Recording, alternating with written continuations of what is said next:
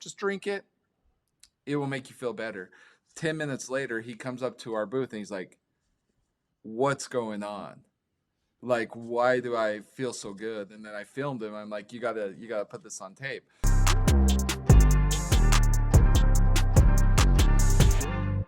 All right, so we are here with Troy and Tyler, who are the now owners of C&D Nets and have also are the founders of No Apologies Nutrition, which they're doing some pretty game-changing stuff in. And I had the fortunate opportunity to use some of the products, so we will get into that. I had a very good experience with it. But super pumped to have these guys on today, and they have a very unique story when it comes to how they went about acquiring C&D Nets. So I don't know which one of you was there during this experience, but if one of you wants to tell the story, it is super unique how you guys kind of stumbled upon buying C&D Nets. Yeah, I guess I could say a little bit. It was kind Yeah. of something that I just did. Just a little background. Tyler and I are were business partners for about a year on the commercial building, where we ended up deciding that instead of doing a long-term lease to someone for some warehouse spacing, and the warehouse space was 60 by 35. I'm like, we have a great opportunity here in Utah, the hub of everywhere that are a lot of things that are pickleball. Let's just put a court in here. Tyler at the time hadn't really played pickleball more than just a couple pickup games, but I'm like, trust me, I think this will do better than the warehousing and being a pickleball player. And so I, the story is kind of unique because as I was watching PPA events in that's 2019, 2020, there was always one net that was above the ground where balls could roll underneath. And but then when I would look online, I would only find nets that in the commercial space. First of all, we couldn't drill into and we couldn't do post tension because we have water lines for heating in this facility. So it had to Meaning be meaning something permanent posts. Yeah. exactly, exactly. So I took it upon myself to find the right net, and uh, and so I'm like on TV, I see the one that I want, but I can't find it. So we have a pretty good relationship with a guy named Ryan Smith, who happens to be Callie Smith's dad, and Father-in-law. Yeah, Yeah. father. and our father-in-law. I'm sorry, yeah, father-in-law. And so I called Ryan, and I'm like, Ryan, ask Callie what this is and where to get it. And so he did that and came back and got the number for the C&D Net company. And I placed an order with Darren Ward.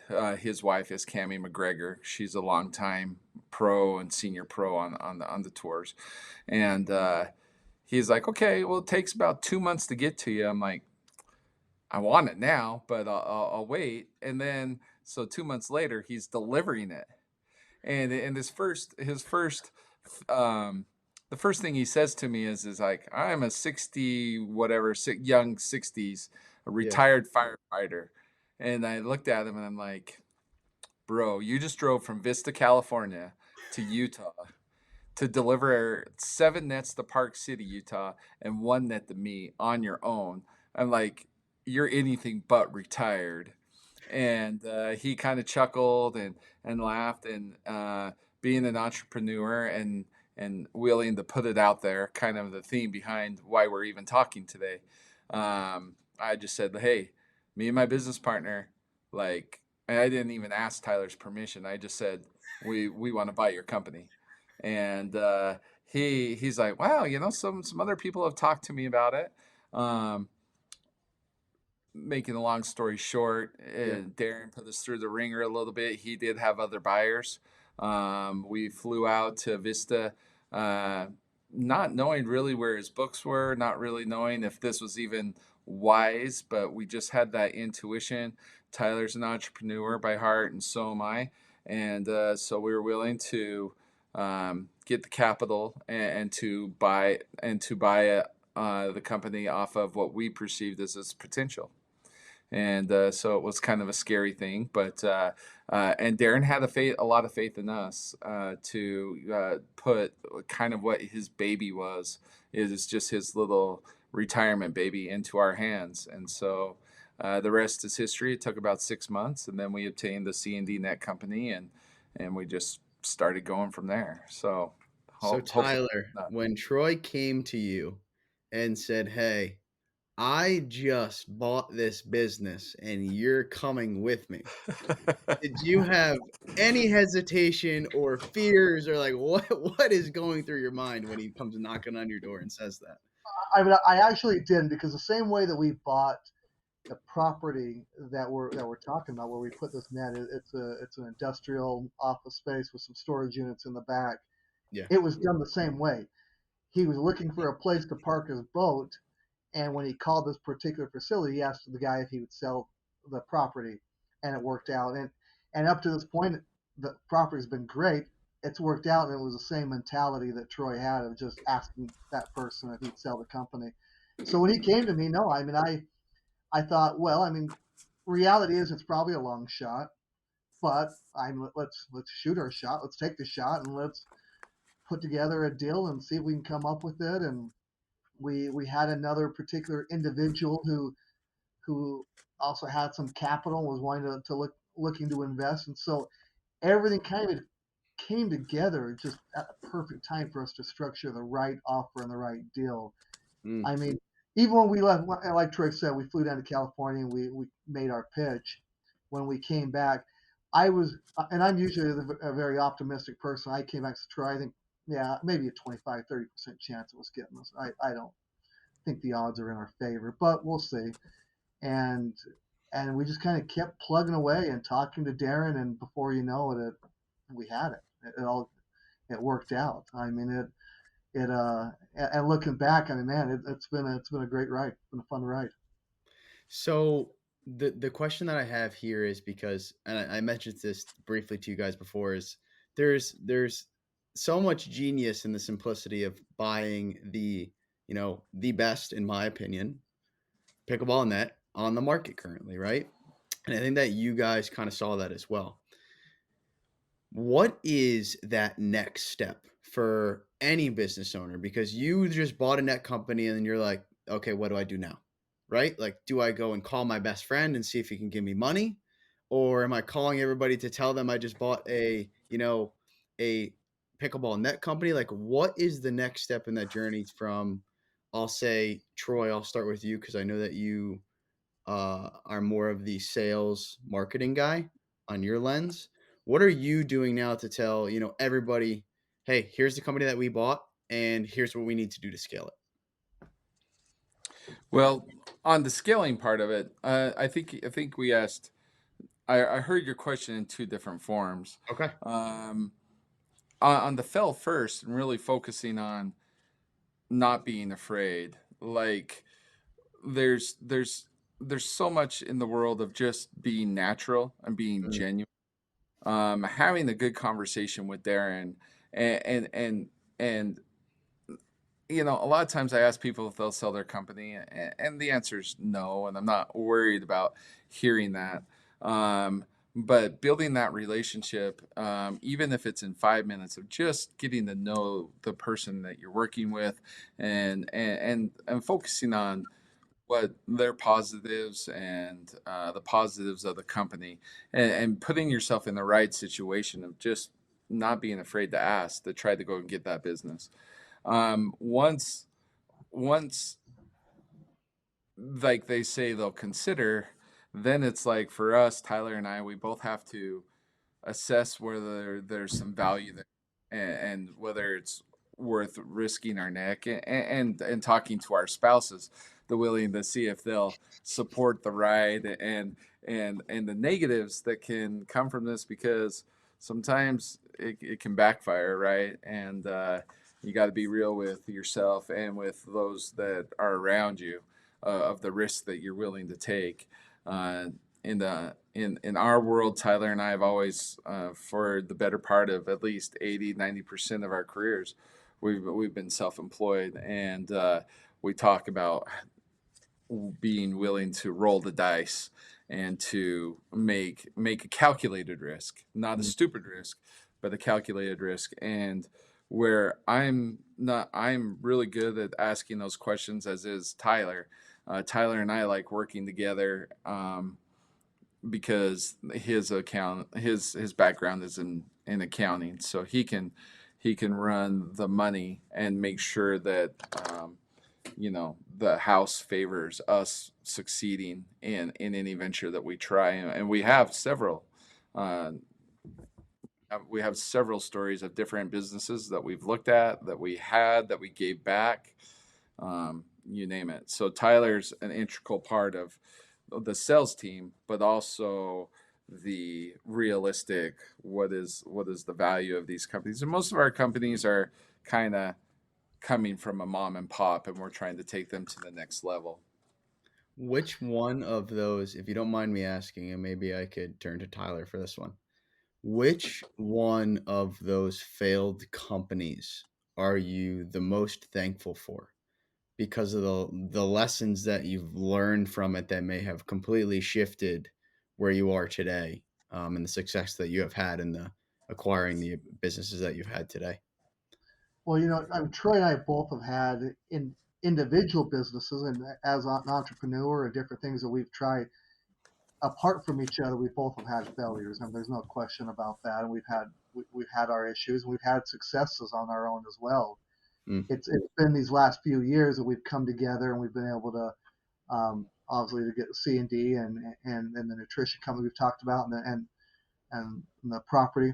Another company that we had in our hands a year ago. Was it a year ago? No, it was earlier this year that we April. were, yeah, in April, we closed on a deal, but we had a clause in there that gave us 30 days to back out, Hmm. and and we ended up exercising that clause and backing out of the deal. And looking back on that, I feel like it was a wise decision.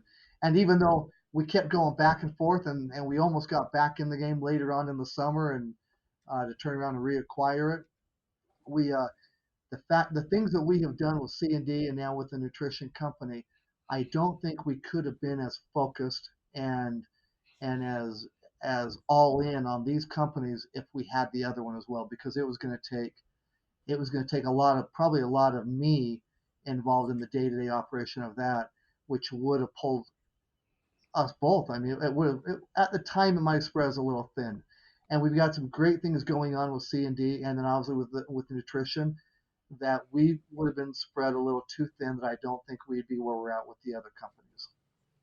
Is there specific type of companies that you guys target? Um, and the reason that I asked that question is because, as you just mentioned, you only have so much time, right? Yeah. And if you do get spread too thin, ultimately all the companies sink rather than a couple thriving. So, is there specific companies that you're looking at where, if it is a volume game, that you're looking at more high volume, low cost, or vice versa, higher ticket priced items? Is there something that you're targeting when you're looking at a company? Well, I mean, so the nutrition company we started, and also we didn't acquire it. We've started it from the Yeah. ground up. Um, and the reason why we felt like there was an opportunity in that is, as Troy and I have been talking over the last year, and we saw this opportunity. We first saw it within the pickleball space, and we knew that because of our connections and the doors that we knew we could open for the other company was because of of the C&D company. C&D gives us it allows us to be able to reach out to people that maybe otherwise we wouldn't be able to if we were starting from ground up in a nutrition company. We're able to open some doors that would might take a lot longer to access those doors. And so even though it's completely a whole different industry, right? I mean, nutrition Yeah. and sports athletic goods are two different companies. In a lot of marketing ways, they're very similar. We just spent this past week down in Dallas where they have national worlds going on this week. They had an MLP event, but they had the Duper Collegiate National Championship going on. We sponsored that Duper with the nutrition company, but we're both wearing like C&D hats, and we have a lot of conversations with some of the universities and different places that know the C&D brand, but now they're able to talk to us, and we're there because we're there with the nutrition company, but we're there because C&D allowed us to be able to open these doors. Mm. I think so. There's two pieces in there. The one thing that I'm hearing that I think is honestly slept on in entrepreneurship as a whole is that it's like stacking, skill stacking, they call it referencing, or even business stacking in your retrospect. It's like, how can this business get a jump start because of the other businesses that we're leveraging? And I think when you could think with that frame of mind, like you just said, it gives you a jump start going into your next business, Yeah. which I think is a huge takeaway there. Huge takeaway. The other company that we had that we were under contract with was actually a 3PL. And so again, if you look at a 3PL type company, we had thought about, well, this would be great because they could do all the shipping and handling all of our stuff for the nutrition company as well as for C&D. Even though we do everything in house for C&D and we do everything in house for nutrition, as we grow these other brands, we knew that okay, now we could transfer all that shipping and that warehousing over this 3PL company. For So our audience, can you give us some detail on what a 3PL company is? yeah, 3PL is a third party logistics. They think of Amazon. I mean, Amazon's a massive, giant Exactly. 3PL company that, I've got a product. And in fact, we have both of our brands are on Amazon, and Amazon, they can warehouse the product and then they ship it out for you. Now, Amazon's also a massive, the biggest e-commerce company, but they're also a 3PL in the sense that they will warehouse your product and then they will ship it out and they will fulfill those orders for you, and that's what a 3PL is. In your retrospect, guessing that that's a way to, minimize materials on hand, right? Even minimize as many operating expenses as possible so you can leverage capital otherwhere. Mm-hmm. Yeah. Yeah, I So mean, definitely. Yeah. I mean, that was the idea, and it was an established business, had been around for quite a while, so it had already had its customer base. We would just roll in our brands into that company as well, and it would add a little bit, but not. It was a pre-established company, but it was going to require a lot of hands-on, and so it mm, was the right it was the right thing for us to back out. Now, and with that being said, if the right opportunity of a company that wouldn't be stacking on to the existing companies that we have came across our table, we wouldn't say no. We would not look at it because of that, and we'd still consider it. so Mm. what would make you take that leap into a business that may be more operating intensive? And the reason that I ask that is because probably requires more capital, right? You probably have to bring on other parties in order to do that. And that's a whole nother process, right? Yeah. So Yeah, what cash so flow. really I mean, really, it's going to come down to if it yeah. had cash flow that we felt like okay, and not just cash flow because even going back to C&D, um, you got to also look at okay, it's got cash flow. There's an opportunity to make money right away, but more than that, is there something that between mine and Troy's skills can we take this company and can we scale it even bigger? Mm. Can we use what we're good at and be able to interject that into the company and make this company grow? And that's what we definitely done with C&D, and we're doing with no apologies as well. So when you're You looking at know, that, and yeah, you're good, Troy. oh, sorry, I was going to say one thing that's worked for us. And if you're focusing on the Yeah. entrepreneurial side of this too, that I'm kind of going back a little bit. Tyler and I both have had other business partners in the last 20 years where like things didn't align real Mm. well. Business partners on some properties. Tyler's had some other business partners. Finding the right people to work with you to help you grow and to help you be better. Even if you're the boss, if you have the right people around you that you trust and that can help your own skill set become better, but their skill set can also help your companies grow. Surrounding yourself with the right type of people has also been instrumental for Tyler and I being able to grow and to develop these type of ventures as well. Yeah. I could not reiterate that more. And I think that relates to every single person that plays pickleball as well, if you want to put it on a simplistic basis, right? You step on the court and you have a partner next to you that like your chemistry is off, that symbiotic relationship is not right there. It's a miserable experience because both of you guys are not having a good time on the court, right? But on the vice versa side, when you are playing next to someone that you do have that chemistry with, it's the best thing in the earth, right? Everything's flowing, it seems seamless. And it's the same relationship of what you guys talking about right now in business is that you, as Troy, you have strengths and Tyler has strengths, but your guys' strengths are different. And therefore, that symbiotic yin yang relationship is what really pulls you guys both to the next level. Rather than even trying to take the solopreneurship route, you can. And I respect everybody that really does, but it is much easier to leverage other people's times and skill sets rather than having to acquire every single skill that's out there. It's going to take you 10 times as long, right? You just can't. Yeah, Yeah, there's too many curves. There's too many back doors. There's too many experiences. Um, in my opinion, one person just can't be the master of everything. And so, and a lot. I look at influential people, and they always give credit to their teams. And totally. the right team, even if the right team, if you're starting something organically, and it's just you and a good friend, or you and the spouse, you're working together and doing those type things is massively important for growth and whatever level you get to, whether it's 2 employees or 2,000. Do you guys have anybody else on your team besides you two today, or is it mainly just you two? No, yeah, we've got several guys out in the warehouse, several sales guys, Okay. accounting, marketing. Yeah, so we've got a handful.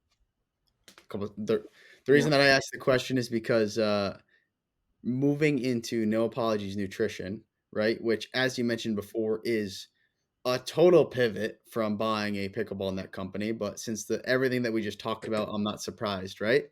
What really made you guys beyond just like saying, "Hey, there is a niche for this"? How did you even go about establishing it? Because it doesn't seem like a hydration brand is something that you guys already did before or even had experience in creating.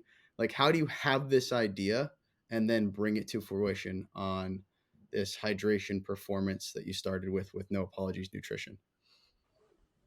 Tyler can speak Yeah. more to this than I could of how we became of how we came to where we're at. Um, but I'll start the conversation. Okay. So as C&D sponsoring the APP tour, oftentimes we have to have a lot of labor go in to set up 20 nets at one facility that's converted tennis nets. Mm. And so oftentimes we would be there supervising or even helping most times. And then we would stay and be in the VIPs and social and mingle. And I personally was just thinking, man, we're in hot areas. I tried this brand, this hydration brand that sponsored this tournament, and it just tasted like a sugary drink. It didn't make me feel any better. I was sweating.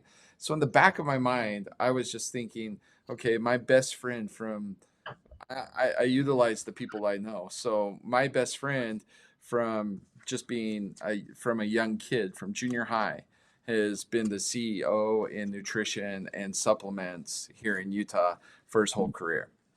So I'm like, maybe I should talk to Jared. Maybe we could do something. Maybe we could do it a little bit better, but it's so convoluted. Um, it's so overused. You know, I don't know. I just had those thoughts in my mind being at those tournaments. At the same time, Tyler, why don't you tell him what you were thinking? Because we weren't communicating together about this. No, yeah. So I mean, I think we were both having thoughts, and and just sitting at home one time, I was talking with my wife, but I also had my brother-in-law and sister-in-law. They were over at the house, and she's my sister-in-law is really big into pickleball. They've got a court at their house, and um, really big into it. But we got talking one day about actually clothing. I mean, the conversation first went to clothing, like, hey, we've got the C&D brand. What can we do outside of just the nets? What can we add to it? Do we add our own clothing line? Do we add what? I mean, what? what could we do? Well, it happens to be that my brother-in-law, that particular brother-in-law, is very involved in nutrition and supplements and um, and products like that. Beauty supplies,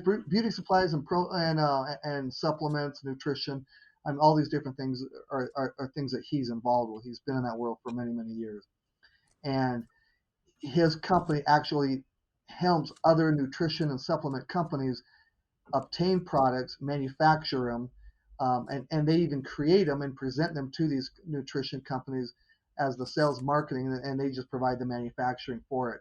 And so that's what they do. And so we were talking originally about clothing, but then the conversation started turning into, well, maybe we need to come out with our own nutritional product. And it was just kind of left at that. And I had mentioned that to him. I mean, obviously we're in the he knows we're in the pickleball space. And one day and so I had told him, so would you ever consider doing something with us where we come up with our own product? He's like, oh yeah, let me think about it, but I don't know, probably not. And I happened to be driving back from New York with my son. We had just been out at the APP tournament in New York, not this past summer, but it was the summer before. And he had called, my brother-in-law had called, and he says, hey, Tyler, um, I know you and Troy, we've talked a little bit about nutrition. Troy's also got this friend that he had just mentioned. He's like, you know, maybe you guys ought to pursue something, but pursue it with Troy's friend was Jared. You probably ought to go that route. And I'm like, okay, yeah, we'll do that. I'll talk with Troy about it. Not 15 minutes later, my brother-in-law calls me right back and says, Tyler, scratch everything I just told you. I just got off the phone with my doctor. So he employs a doctor that formulates for all these different companies. He's like, I just got off the phone with the doctor. He has been up all weekend. I threw this idea out at him on Friday. He told me that you guys were in the pickleball space, and he has been up all weekend, knowing the science behind what pickle juice does and how that could help people in pickleball. And just the fact that there's a little bit of a play on words, right? We want to be involved, and whatever that looks like, whether we partner with you or whether we just come up with the product, we design the product for you guys and we manufacture it, and you just pay us our markup. Either Yeah. way, whatever you and Troy want to do, but we want to be involved. So I called up Troy and told him, and we immediately like, no, let's bring him in as a partner. So he is a third partner, my brother-in-law, but that's their world, and so they manufacture. His doctor formulated the formula that we have, came up with it all over a weekend, and had done all the background and the science and the research that is involved with pickle science. Is like, this is perfect. And then that's where we came up with the product brand, the name of I mean, obviously the company name is No Apologies Nutrition, but the product itself is Picked Performance Plus. And the fact that it's powered by pickle science. Not that pickle juice is in our product, because it's not, but it's the science behind pickle juice that we've integrated into our formula. I feel like so many people growing up can relate to the fact of like they're dehydrated. Someone went and told them to either one, eat a banana or drink some pickle juice, right? Yeah, yeah, yeah. But there is one piece of this that I'm super curious about, and it's why the name No Apologies Nutrition. Who came up with that? Well, so that's a big play on sorry not sorry Okay. in the pickleball world. So when going back to when we designed our court and bought the first pickleball net here, um, we have an artist that we go to a lot of times who's a big pickleball player. And we're like, hey, we need a logo. And he was like, sorry, not sorry. And I'm like, yeah, everyone's used that. Just naming the court, because the court that we build, we rent out. So that's another business. So it's just a court that you can go online, rent for 2 hours, gives you the key code, and just come in and have a private pickleball game. It's great. And I'm like, I sorry, not sorry is great, but what I don't love it enough to name my company after that. But the thing is like I in the pickleball world, like, yeah, you're never sorry that the ball just rolled over the net. Like you could care less. No one cares. They give this simple hand gesture. Oh, sorry, I hit the lip of the net and it hit you in the face. You care, but you don't really care as long as the other person's not hurt. I'm like, okay, how about no apologies, pickleball? So our court is named No Apologies Pickleball, and our logo, I could send it to you later, is Yeah. basically a ball trickling, rolling over the net, and that goes with the sorry, not sorry, but it's just no apologies. Like if you're gonna be on our court, don't apologize. Like no one cares. Let's just be men here and move on. Don't waste your time. So we kind of just piggybacked off of the No Apologies Pickleball and No Apologies in Nutrition. And the reason why we did that is because our formula, when you get into it, it's like no other.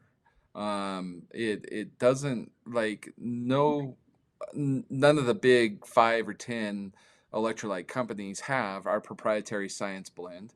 They don't have the vitamins. They don't have the quality of electrolytes and the Himalayan salts that we've added.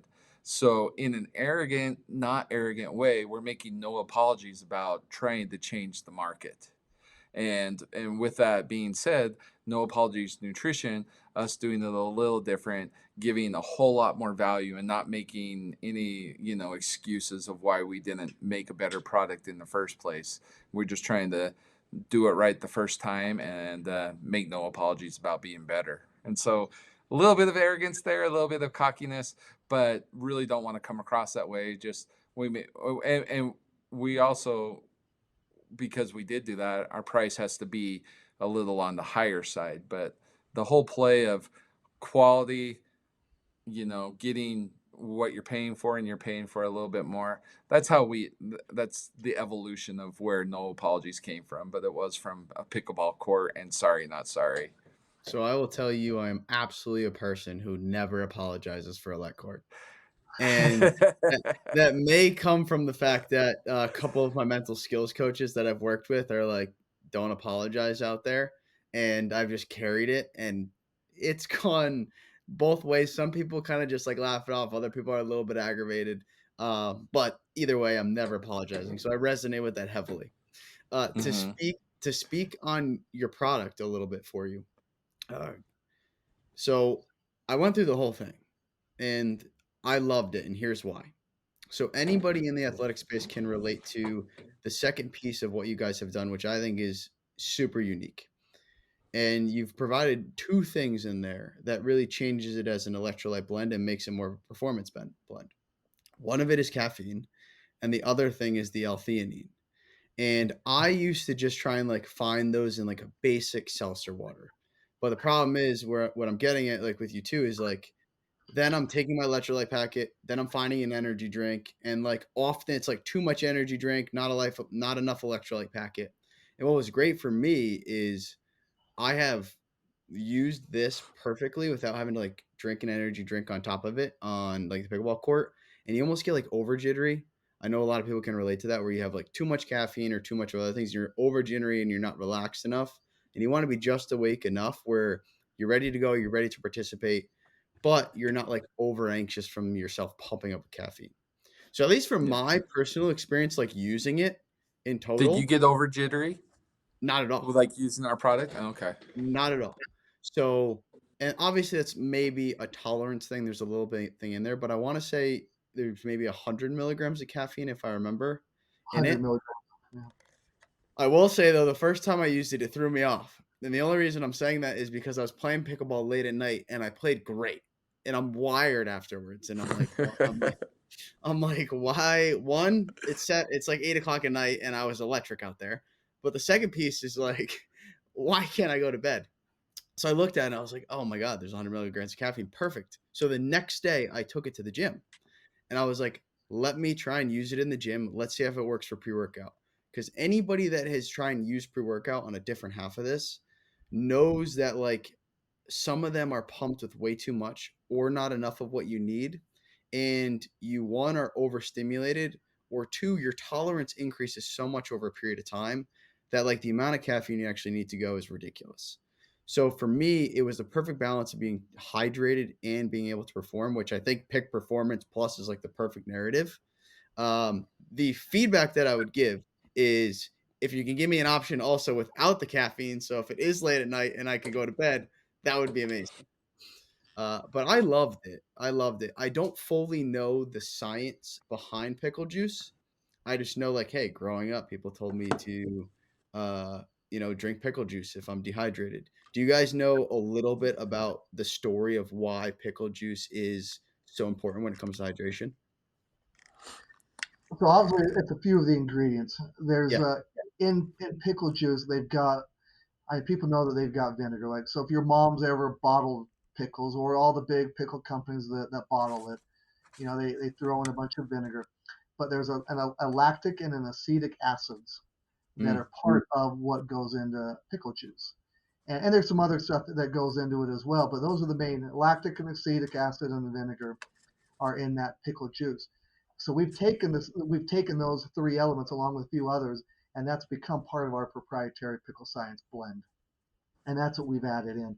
And so, but and Troy always tells us he does a better job of telling this part of it, but really those particular ingredients, not like vitamins and the potassium, the calcium, the sodium, the magnesium, and all the other stuff that's in it, we want those to go into our gut. They go into our gut, and they get into our bloodstream, and they help our muscles recover. But those particular the science, the proprietary science blend, those ingredients, they actually don't even need to go into our gut. They can just hit our esophagus, and through our vagus nerve, they go down our spinal cord, and they hmm. will tell the muscles to relax, especially when they're cramping or if they're overtight or overstimulated. They will tell them to relax. And that's the science, that's the art of our product that nobody else is doing, is that those particular ingredients don't need to go to our gut. And so Troy will have, like when we were here at this collegiate tournament, he would have some of the players just try and gargle it, because as soon as it's hitting that vagus nerve in the back of our esophagus, it's immediately sending those triggers down our spinal cord. What was the And response like? oh, Oh, unbelievable. I'll send you 100 videos. It's so funny. Or you can go to Yeah. our Instagram Yeah. at No Apologies Nutrition, and we have case after case of kids going, "Hey, is this placebo? Whoa, what's going on? Like, why is it like immediate?" And I was actually the first person to feel the immediate response because muscle tension and muscle cramp. There is muscle cramping, but most people are having muscle tension. Back's tight, the hamstrings have tightened up. And that's where this thing is just so amazing, because if you do gargle it, drink it, and swallow it, you're getting those immediate effects. So you want to just see lots of players. There's a biker on there. There's a cop. We have a new one we haven't posted. A cop in Dallas just this week. I'll text this to you, Yeah. but he's wearing his. It's hot. He's wearing his vest. He's wearing his belt, gun, taser. The belt's heavy. Got all the cop stuff to it. He's like, my back is crazy. My feet are hurting, and I just gave him a sound. I gave him a drink and said, just drink it. It will make you feel better. 10 minutes later, he comes up to our booth and he's like, what's going on? Like, why do I feel so good? And then I filmed him. I'm like, you gotta put this on tape. But that is what's unique in this blend. And I kind of say, I've been saying it was a third of our product, but it's really about 20% of our product, Mm, because if you set out all the products that you need to equal one of these peak performances, first you have to do a whole vitamin pack, all of the vitamins. So think of you taking your vitamins out. Then, the caffeine, if you're trying to get the caffeine at 100 milligrams, that's like Mountain Dew, and a half, like 15 ounces of Mountain Dew. So you'd have to have a Mountain Dew and to get your caffeine. Then you have to have all your salt tablets and your electrolytes. And then you would have to take magnesium, and then you would have to drink pickle juice. So you just put all these products out on your desk and realize that in one shot I'm getting all of this, and it's all organic and healthy. So our pickle blend is the 20% of our product that nobody else has. Like no one has reproduced that. We feel like we've got that's our hook, and that's why we're willing to, see if we can make this succeed or fail. We're not afraid of failing, and that's why we're so different in this hydration market. Now we just need to educate people and allow them to know that this is not just the regular hydration with sugar that you see, salts that you see advertised every time you turn around on TV or ESPN. That it's completely different. And I think a big component of that is you guys are using a high quality salt. So I think, and like me even doing research on other hydration companies, kind of going through this process of like some people reach out and they want to partner with you, right? But in like my retrospect, like I don't want to take a product that doesn't have high quality ingredients, right? If I've done all this work prioritizing all of my other foods in my diet, why am I going to now take an electrolyte packet that is not of the same quality, right? And salt is a big factor of there. Like some of them have standard table salt, so I would employ people to go and look at the salt that you're actually receiving because your body actually does not digest it as well. The second piece of that that I will tell you is I noticed. So I think all athletes can understand that they probably got from a trainer or a coach talking about like lactic acid buildup, right? When you're feeling that burn in your muscles. Yeah. I usually, after like a couple hours of play, start to feel that in my legs. I'm a person that is very squatted and in ready position consistently. And that obviously is me never wanting to get caught off balance. But from doing that, I usually do feel a pretty good burn in my lower half after the first couple hours. My legs get tired. I will tell you from using the product when I was, my fatigue was much, much less, right? I felt like I played 3, 4 hours of pickleball and I didn't, and that's high intensity. That's not like standard rec play. That's like high level pickleball.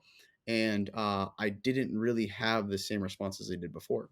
So if I could employ you guys in any way, like my personal experience was fabulous. I would tell anybody to at least go Yeah. try it and like have your experience for yourself too, is what I would say.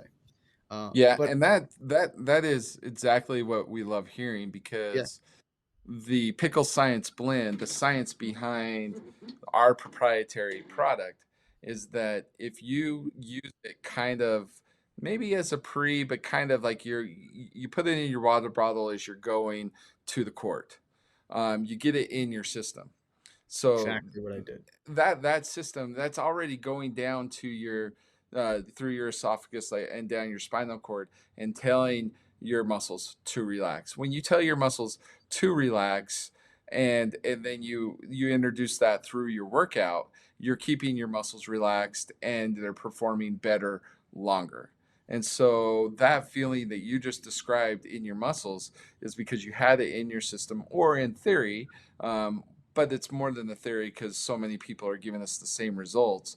Um, that that's exactly how the product should be used. And it's not like you said before. It's not massive amounts of caffeine for a pre or anything like that. It's just a well balanced nutritional supplement that tells your body to to work in a relaxed state, which you end up performing better. But the one thing that we also need to mention is that our vitamins in the Mm, product are, as you have them in your system and they are metabolizing, they're already prepping your blood for recovery. So hmm. think about this. As soon as you're done playing, your blood is already prepped and giving you faster recovery. That's why the vitamins are there. Hmm. So think about that. Like Yeah, that's so it's awesome. we've I'm gonna got have to. I'm gonna D3, have yeah, to. D3, B6, and B12, and I actually have a nutritionist I've worked with for the last year or so that gives me these three particular vitamins in different formats. And the fact that we have those three vitamins already in here, that's telling your that's it's basically working with your red blood cells to regenerate and to help your muscle recover quicker. And that's so those vitamins are on top of the pickle science, on top of the proper chloride with the Himalayan salt, with the proper amounts of sodium and magnesium and calcium and I mean all these different ingredients, the zinc that Beet we've got in there, beetroot. beetroot. So interesting story with the beetroot. We had the product all developed when we were taste testing it and we were looking at it, we're like, this isn't the right color. We just need it needs to have just a little bit more color So rather than going to artificial coloring, our doctor's like, let's add beetroot. Beetroot has what we're looking for a mixed berry look. So we use beetroot for our coloring, which beetroot's got its own science of, I I was mean, gonna it's say, a doesn't that double down? Doesn't that kind of double down on? I feel like I've gotten the advice that beetroot opens up my blood vessels for increased circulation. yeah, It right? it's Look at the awesome science behind science. beetroot. Yeah. It's awesome, Awesome. and Yeah, we accidentally just found it for coloring, but it was just another way of putting something in there. Yeah, because there's like I was talking about pre-workouts before. There's pre-workouts that are built fully on the idea of just beetroot extract, yeah, period. yeah, So, and I know so many athletes that swear, absolutely swear by the fact of taking beetroot daily. And I will actually tell you that small, like kind of personal story. So, one of my family friends ended up having stabbed when he was younger. Either way, his one of his legs doesn't work as well. So because of that, his doctor actually told him to take beetroot extract to increase blood flow in his leg. So he takes it daily, and maybe I have to have him for you guys on a phone call and see if he tries it. But with that being said, he went from like his right leg almost being completely immobilized to being able to walk with it now functional. So to some wow, extent, I have actually seen and lived the fact that beetroot extract does work. And there actually is a lot of meta-analyses like cross-referenced totally on beetroot extract. So I love that you guys stumbled into that. yeah. A question that I have following that I wanted to go back to. And Troy, you mentioned this first, but I can also see it in Tyler's face too. It's that you guys have like no fear of failure. Even like going into Pick Performance right now and No Apologies Nutrition and really marketing it, there is zero fear of failure. Was there like a person in your life, Troy, and I'll start with you, that you learned that from? Or like where did you develop this mindset of just like, let me try it. If I fail, great, I'll learn something and then I'll iterate again. Like where did that mindset come from for you? Yeah, that's a good question. Yeah. I don't really know how to answer that other than Okay. I was I was raised in a single parent home, so Okay. oftentimes I was alone from elementary school on, and so uh, just grew up having to do a lot of things at a young age, and personal things I had to overcome. I was hit by a drunk driver when I was a little kid, Okay. and I had some brain injuries and some fractured skulls in the hospital for a while. And just with the fact that I had the insecurities with learning disabilities, so I had to learn how to talk to people. And I just kind of had to do that on my own. And like had to be out just kind of figuring things out. It just made it so I wasn't afraid to, if people tell me no, I just kind of had to rework things. Just college, high school was always hard for me, so I had to, I would get a bad grade and I'd have to figure out how to pass the class so I could, you know, so that I could, get out of high school and get my degree or what have you. So it just, I had to at an early age had to just realize that I can't be afraid of someone telling me no. And if someone tells me no, then I just had to figure out why and how can I do it better. And but I still even personally struggle with it. People don't like being. Oh, I'm 52 years old, and when we took Pick Performance to some of the colleges, they either wouldn't call us back or just even today, a box retailer told me they don't like the taste and they told me it was too salty. And that's the first time I've had any client, any athlete, anyone tell me it's too salty. Yeah, that's Yeah, crazy. I mope on it for about 5 minutes, maybe go over to Tyler's office and be pissed off. But now you just got to move on. You get told no often, and you just try to rebound and figure out how you're going to be better. So I think being raised in a single in a single parent home for a lot of my life, and then the learning disability just made me have to adapt. And if everyone's going to fail, that's just the way life is. But really, what I think builds anyone, and I'm not talking about myself, but just in general, it's what do you do with that failure and how do you rebound? Mm. Can choose to go down the dark hole and never come out of it and hate the world, or you can choose to try to find something better. And so if you mentally have that mindset of being told no or failing, it's part of life. You don't get refined and become better if you don't go through the refiner's fire first. So you have to get burned a few times, but you end up being better if you have the right mentality. I hope that answers your question, but that's what I would think. Listen, it totally does, and I appreciate you sharing that tremendously.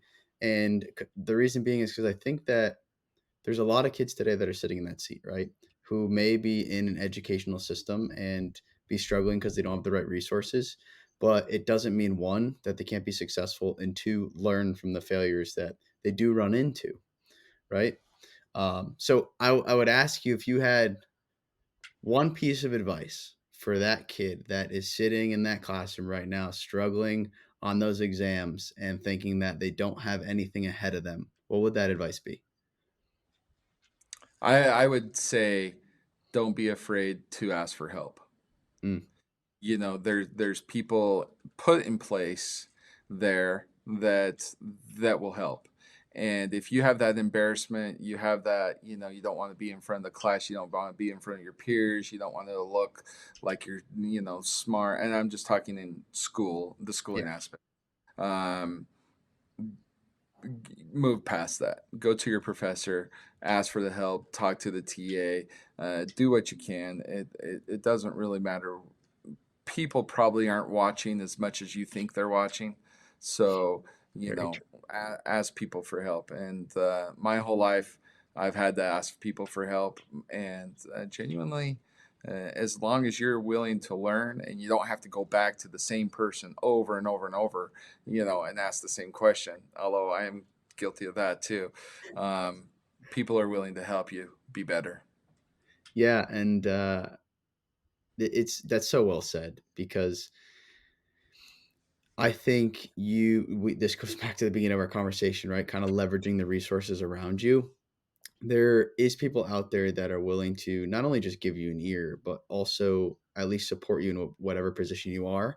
I think that whether it is you guys in business or whether it is you're sitting in that seat in a classroom, if you don't speak up and you don't ask for help or even ask for an opportunity, in your case, you got a no back recently, right? You never know what's on the other side of the door. So we always talk about this hallway of life on this podcast. And like you think of this long hallway with endless amount of doors. And there's a bunch of doors on your left and a bunch of doors on your right, and they're all closed. And you're sitting in this hallway. But ultimately, if you never open any of the doors, you never know what's on the other side, right? If you just sit there in that room, it's going to be the same room for the rest of your life. Now, if you open up a door, you may end up closing the door behind you and saying, this is a great opportunity, or stepping back through it and saying, that opportunity wasn't for me. But at least now you know that that opportunity was not the right one. And at least you know that you spoke up and took action and now learned something from it to take it on to that next opportunity. I think that's huge. And I think that is tremendous advice. Um, Tyler, on your half, because you are also a man of no fear that I see over there. Give us a little bit of what employed you to be so willing to take leaps and really bet on yourself in a lot of these business opportunities. So, I mean, Troy and I definitely came from some different homes, I mean, different Yep. backgrounds. Where I mean, he was raised by a single parent, spent a lot of time being raised by grandparents. I wasn't. I was raised by. I mean, my parents. My dad had his own business, and he was involved in many other ventures throughout. He was an accountant by trade as well, and had his own accounting practice. But he started and even failed at other things and succeeded at some. And so I was raised by a dad that was always willing to try. He had his routine. He worked hard, and he may not have been the smartest person, and I know I sure as heck am far from it as well. But I learned through his work ethic. You keep grinding. You just keep grinding. You get up every morning, and you may have plenty of failure in that day, and you may go to bed that night. And there's been many of nights where I've been involved with one thing or another, where laying in bed, I'm thinking, oh, tomorrow I'm going to wake up and I'm going to close this down. I'm going to end this whatever it is that I'm involved with. And you know what happens? I wake up the next morning and I go to work, and I don't close it down, and I just keep plugging away. And that's really the reason I'm sitting here today. Is I've had many nights, many days where I thought it was I couldn't keep going forward with that venture. And the next morning I felt different. I just felt like, I'm just going to keep grinding. I'm going to keep working, and I'm going to outwork other people. And if I do that, it's going to work out. And it has. Not that I mean, there has been things that I've had to shut down. You just have to make the decision to close it down. And there may be more down the road. Maybe, hopefully not, but hopefully I've already had most of my lessons, my failure lessons. But you just keep. I'm a big believer in take care of people, treat people right, be honest with people, and work hard. Just get up every morning and work hard. And there may be days that you just don't want to, because it's a rough. You're going through a rough patch. I'm just a believer in put your shoes on and go to work, and trust that that the failure, that the darkness is you're at the end of it, and if you just keep putting your shoes on, go to work, that you'll get through it. So there's actually so much gold in there. Um, I was having a crazy amount of thoughts while you were saying that. The first piece is that I think everybody, when they start, whether it is entrepreneurship or just like personal development in general, start with like trying to consistently like find motivation. So like many people like come to me and they're like, "Hey, I've been scrolling on TikTok or Instagram, all these motivational quotes, and it's like I can't get myself off the couch."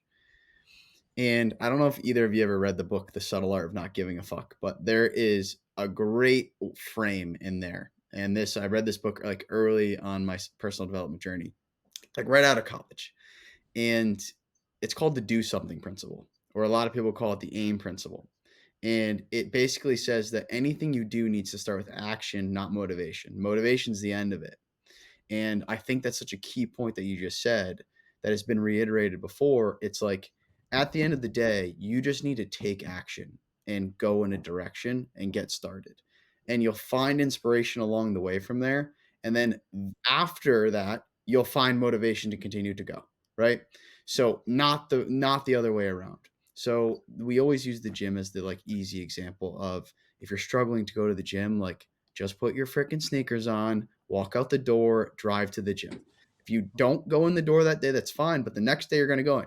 Then you're going to have a 30-minute workout, then a 45, then a 50, and then a 60, and so on and so forth. So I think that part there is super, super key. The second piece of this that I want to ask you about is on those days where you mentioned you don't really want to go to work and there may be something that you're struggling with in the office and you're kind of not looking forward to having to grind through, but you do it anyways. Is there a reason that you go and do it anyways? Is there something that you picture, something that you feel? Is it your family? Like, what is the reason that you do it anyways, regardless of not wanting to? Yeah, I mean, I love the question, and you ask. I mean, you brought up the point about what motivates you. And sometimes you got to take that action, start pressing forward, and the motivation will come. And Mm, I love what you were saying as well. And I mean, for me, it's plain and simple. I mean, I put my shoes on and I go to work every day because I have a family at home that relies on me. I mm, have a wife and I have kids. And even though two of my three kids are out of the home and they're married and they have their own lives and their own careers, um, it's still, to me, I'm still their dad and teaching them. And I think I will never stop teaching them that hard work pays off. That I'm even on days where you've got struggles. I have a daughter that's been going through nursing school and just finished with nursing and just became a nurse. And there were plenty of days I know for her that were really hard, and she felt like there's no way I'm going to be able to pass this test, Yeah. and I'm just not ready. I can't do it. And yet she goes and does it. She goes and takes the test, and she gets up and she goes to work, and she goes to school, and you know what? And now she's at the end of the road, and she looks back and she says, I did it. And even though there were individual days, looking back, all the lessons that you learned as you look back by by taking action and moving forward. There's a principle in business that has always stuck with me, and that goes along with action, and it goes along with selling. It goes along with everything I think to do in business. So many people when they come out of college or entrepreneurs, they think that they've got this great idea, right? And so they go out and they start developing. Okay, I've got to have my accountant lined up. I've got to have my attorney lined up. I've got to have my business plan put in place. I've got to do all these different checklists of things that we are taught that we have to have when we start a business. And and to me, it's screw all that. Get rid of it all. There's one word that you've got to do in business to start out with, and that's go out and sell. And that's the action part of it, right? Just Yeah. get up, go out and start selling. If you got the idea or if you've got a product, go out and start selling it. And as you sell it and as you start generating revenue, okay, at that point, then you'll figure out, oh, dang, I'm making money. I need an accountant. Oh, no, I just got sued. I better get an attorney. That all comes because you only get sued if you're a threat to your competitor, first of all, and so then go figure that out. But you don't have to worry about any of that stuff. Even the business plan. I mean, the business plans are great. You learn how to do that in college, and you should have that.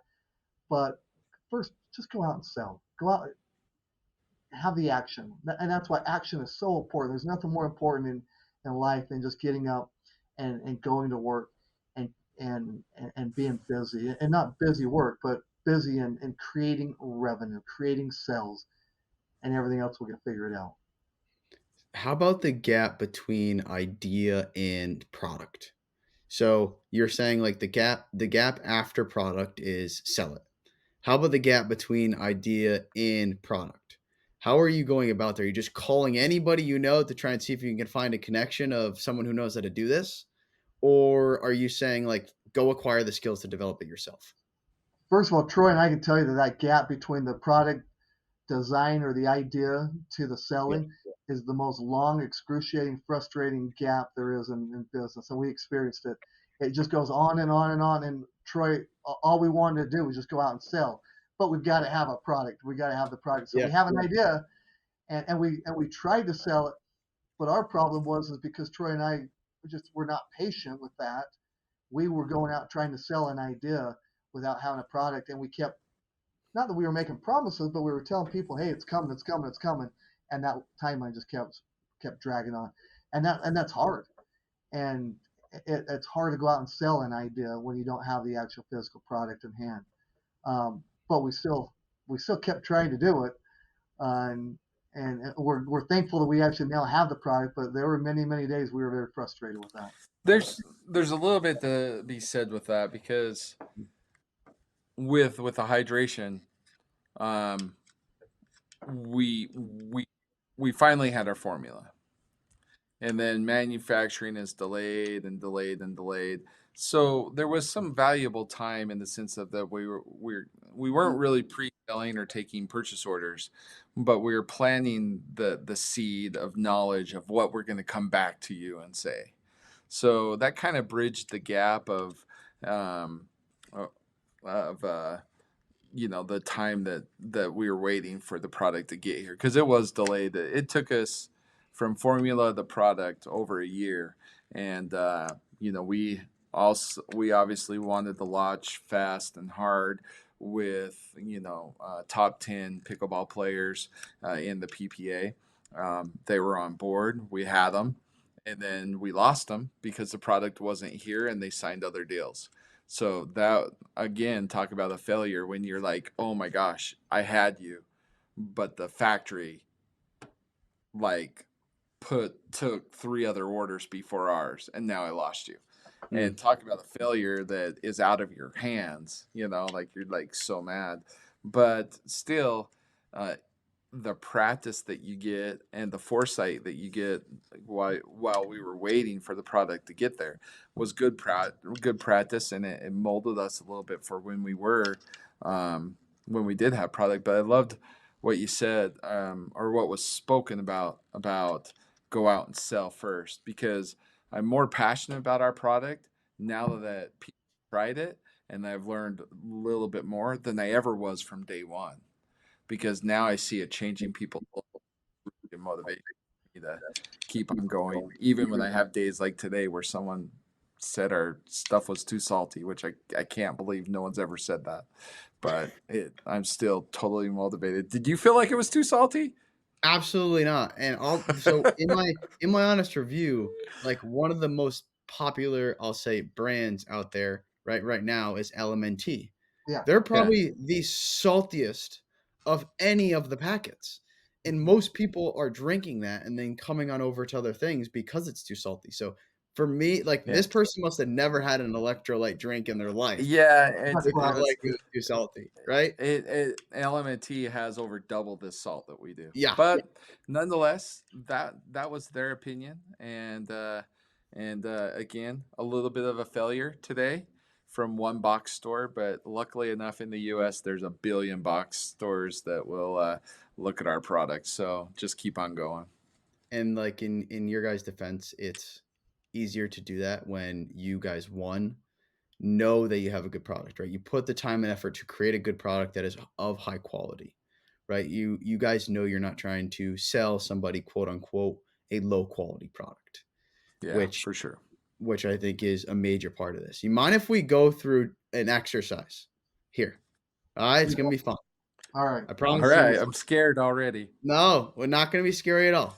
So we're gonna develop a new product. All right. It is going to solve the pickleball problem. And the pickleball problem is that materials are different. Some are lighter, some are stiffer, some go out of round, some crack. Can't find the perfect pickleball. All right. Now we have this idea. We've now reached out to somebody to go and help us develop it. Who is possibly the somebody that we are going to now reach out to because we have this idea of this perfect pickleball? Who's the first person that we probably reach out to? How do we go about it? I mean, part of it might be finding somebody that knows, like, for example, for me, I know my Yeah. limitations. And Mm. and the if we're trying to develop, whether it be a ball or whether it be a paddle, there's certain elements that go into those products. I mean, whether it be the honeycomb, I mean, in the core of the paddle, there's stuff in that. There's science in that that is beyond what I know. And Let's so stick my to the first ball. call. So let's stick with the ball. Yeah. So to me, I want to find somebody that knows something about plastics because I sure as heck don't. And, and and I think we're seeing that more and more where maybe there's too many companies out there right now that are not getting the right person that knows plastics, because we just dealt with a different ball this past weekend where they said literally pieces of plastic were falling off as they were playing.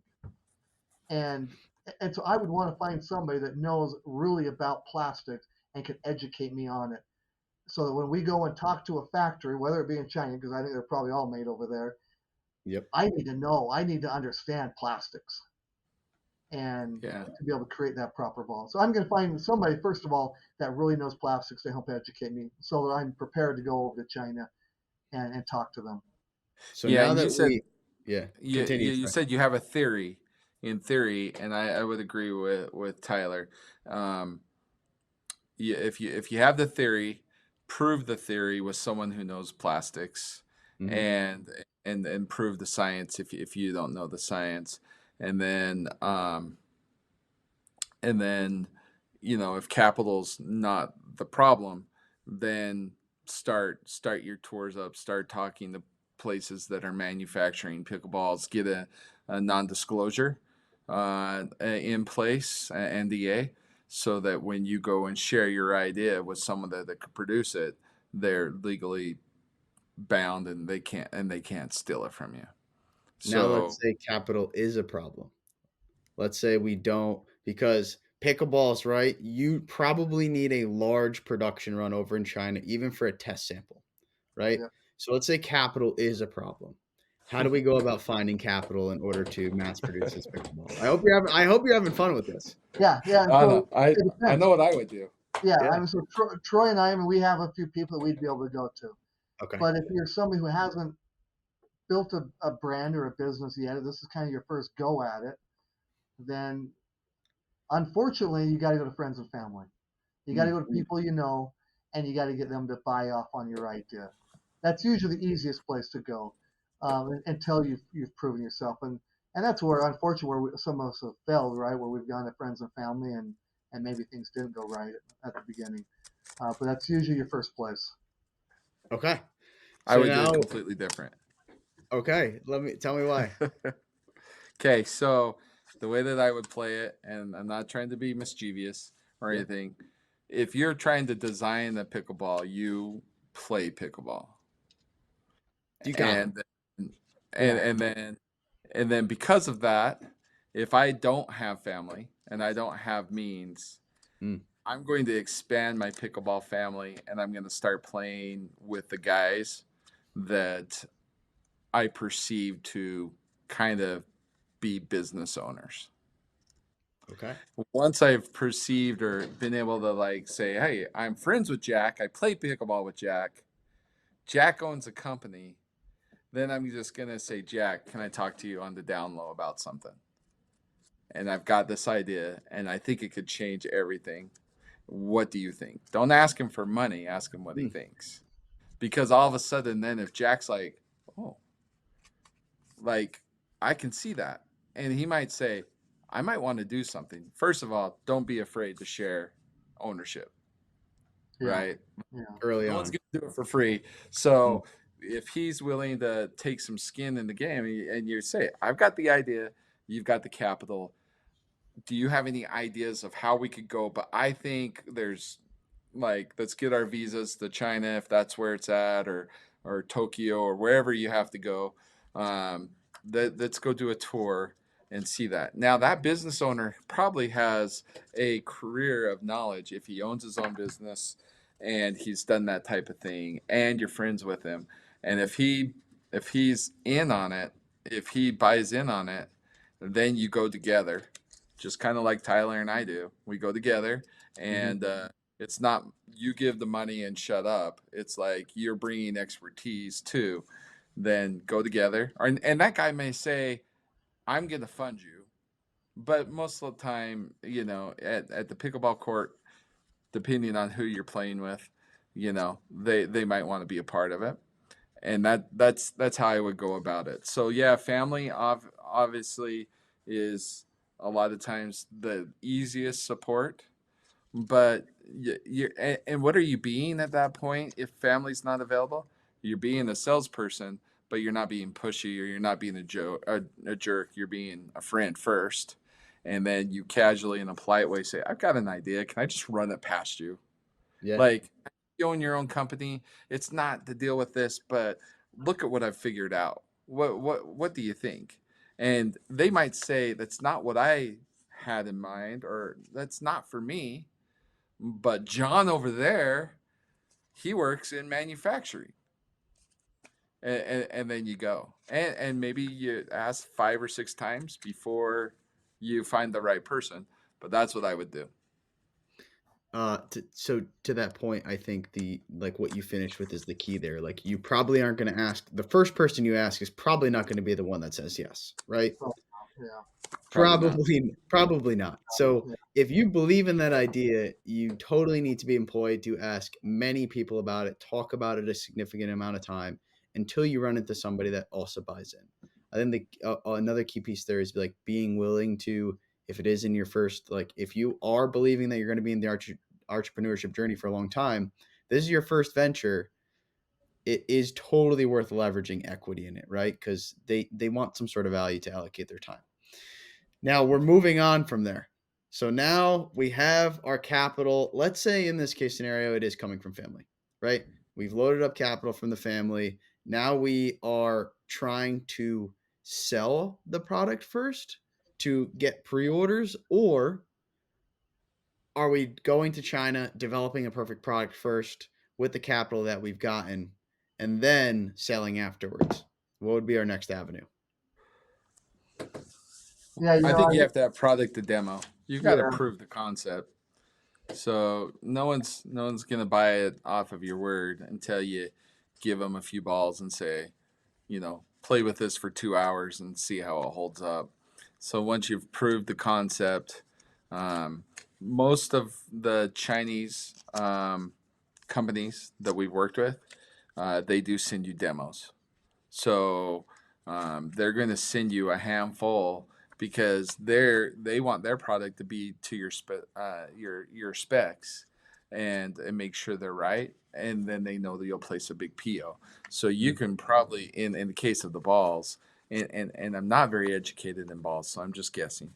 Yeah. Um, but you should get a couple cases for samples, and once those samples prove, then you can start going hand with product in hand and saying, if you buy bulk, these are what's coming to you, and they're twice as good as the Dura or the So Vulcan or now, whatever. so now we got our sample balls of the perfect pickleball. Better than the Dura, better than the Vulcan, better than the Franklin. We got our samples. However, we don't fully like them, right? And are they going to be perfect on the first time? Probably not. So, how many iterations do we probably have to go through in order to get the perfect ball? Give us an estimate. Well, it's funny because I think you're seeing that right now with Vulcan. I think they're Yeah. on their second version, and I don't know if it's perfect. I don't think they're there yet. Um, and You're so, shaking your head now. yeah, yeah, Listen, so to not to cut you off, I'll let you continue. To give Vulcan credit, I think the brand new ball out of the box is better than most of the balls in the market. I would yeah, probably say it's probably my preference. yes. However, the problem with the ball is that it goes out of round very, very, very quickly. So I understand the pros being okay with it now because they're getting a new one every, couple games. They can switch them out as much as possible. However, the main problem is that they've made it kind of harder and heavier. So rather than cracking, it just warps. Bad, bad. But anyways, that's my spiel on the Vulcan. It is my preferable ball, though. I'll give them Yeah, that. I mean, obviously, the science behind the ball is less. I mean, probably less involved than the science on a paddle, or Mm, in another industry would be like golf clubs. The science behind a golf club, a lot more going into a golf club and a pickleball paddle than there is into a plastic ball, right? And so there may not be as many different versions. You may not get it perfect on the first one. You may not get it on the second one, but maybe by the third or fourth, you've got a pretty solid ball that's going to be used for years to come. And I mean, not that Franklin's got maybe the perfect ball, but I don't think they've made a lot of changes to their ball for quite a while. It is people know what it is. It being the softness of it, or the Dura maybe being a little harder. They know what those are, and they have stuck with their ball for whatever reason. They feel like it's a quality ball and is who they are. Where we keep seeing all of the paddle companies, I mean, every year they're coming out with a new paddle, right? I mean, we got Yola and the issues that come out with Yola. These are brand new paddles. They weren't here a year ago, um, but a year ago those paddles also were better than the ones from 2021. And yeah. so, I mean, the science will continue to change on paddle for good or for worse. And for a ball, there's less science involved, but they'll evolve as well a little bit. I mean, they'll probably figure out a better plastic or better ways of doing it, or maybe the right color. I mean, dead spot on color that works for indoor lighting, because there are players that have issues with seeing the ball in indoors versus outdoors, and maybe they make some tweaks with the coloring so that it's a little easier to see. And so, but I think usually the ball probably by the third or fourth round, I would hope that you've got it down. So really what I'm kind of getting at is in this now process, we need to go to the manufacturing company with, hey, here is all the problems, right? With our current balls. Mm-hmm. Here's what we're trying to solve with all of the balls in the market. What can you do in order to make this happen for us? So if we're going with those lists of problems, right, we're probably reviewing with them, like you said, materials, They're probably doing some sort of bounce test, velocity test, see how Yeah. they're affected under certain pressures. When do they do break, collapse, stuff like that, right? So now we're through this R&D process. We've asked all the questions, we solved all the problems. We have the perfect ball with the perfect color, doesn't go out around, plays indoors, outdoors, all temperatures. Now we want to sell it. Hey, are you saying you want us to be a part of something? You got something in mind? I don't have to say it. All right. We Something's listen, we brewing. can talk. We could talk off the podcast, off the recording. We'll talk later Something's on brewing. that. Me just Well, like pitching you on the podcast. That'd be insane. that'd be awesome. Well, so I mean, you just playing this game of the ball and the hypothetical. Yeah. Obviously, we're not the most qualified for Yeah. balls or paddles. So we're really qualified for the hydration and for C&D Nets. Um, but then you got to sell it. So I would look at all of the. I think that's where you're going, right? It's like, how do Yeah. you move it? Yeah. Um, I would. You can do a lot of work from your desk by talking to Pickleball Central, seeing if they'll sell it, and they probably wouldn't. But there's Inside Out Sports, you name it. You can go to a lot of different websites, and those orders are going to be, uh, minimal, but it will get you moving some product. Um, a lot of local tournaments will simply just let you use your balls, Yeah. just because you sponsor a tournament, and then put up a tent, spend $300, get a tent with your name on it, have some people there selling balls at a discount, and then telling those local people where they can get a discount on balls, which is the best ball. Going from there, I'm talking organics. A lot Yeah. of times, building it organically. Um, Big box retailers are hard. Like, you got to go through a lot more. I was going to go to the big boxes and to go out and say, okay, hey, we're going to sponsor the PPA, we're going to sponsor the APP or MLP or whatever. I mean, I guess if you had the big money, you could go right Mm, to that route, and that'd probably push the company forward the fastest. But most people don't have that capital, so that's not exactly. an option. So you got to do what Troy's talking. You got to go organic and maybe get more involved with the local scene of your pickleball, and then you go to social media, right? You got to build this fascination with your ball. You got to build some excitement around your ball about your brand, and really at that point, it's not just the excitement about the ball, but it's about the brand in of itself. I mean, we're trying to build around the brand of No Apologies Nutrition, and talking to all these college students and getting with affiliate deals with all these colleges. They may or may not know the details of the science behind our product, but we're building the brand. We continue to build the brand. They know the brand. They may not know all the science. Most of them have tried it, but outside of that, they may or may not remember the actual science, the details of it. And that's the same thing with your ball. Go out and build some excitement around your ball. Go and get some fun people playing it, enjoying it, showing it, playing, whether it be in the snow on ice or whether it be playing it in the hot 105-degree weather down in Vegas. Showing that your ball is just holding up. It's holding up better Yeah. than anybody. Showing some powerful guy just pounding the ball and it not cracking. I mean, you And got say to it's the same ball every time. Use the same ball in all those conditions. and Like, just building the huge. excitement around this ball on social media, so that way, once you start building a little bit of following behind your ball, now you can go out and start hitting up these box retailers and saying, hey, look at the excitement behind our ball. Look at the excitement behind it, and the testimonials and the things that we've been able to accomplish. It now all of a sudden you've got a little bit of brand awareness. You've got a little bit of just some hype around your product. And then that way you're taking it into Amazon. But even Amazon, I mean, you go to Amazon, you get on there. If you don't have some hype and some product awareness, nobody's going to find it or buy it. I Mm. mean, they see your brand and they see the Franklin. Oh, I've heard of the Franklin. I'll buy that one. Boom, and they buy it and they're done. And so you've got to build some excitement and the brand awareness more than anything. So I want to dive in and touch into the social media strategy type of things. And I'll bring it to you guys for like pick performance so that it's highly relatable right now in real time. how are you guys leveraging? So I know that you guys partner with Duper. Trust me, I go on Duper and I see you guys pop up, and I'm like, do I get a discount code? Like, can I buy another thing of them? However, what is your current like social media strategy to create that buzz for the Pick Performance Yeah. Plus? So Troy had touched on a little bit earlier that we had a couple of really high end names that we had on board, Mm, and because the product took so long, we missed out on them because they went and signed with some others. However, that doesn't mean that we haven't stopped. And so we've got within the next few weeks, you will see a couple of very recognizable pros posting posting Even social higher end, even high higher even end than higher what end. we were Yeah, talking about. one of them's very high end. Well, I mean, a few of them are very high end.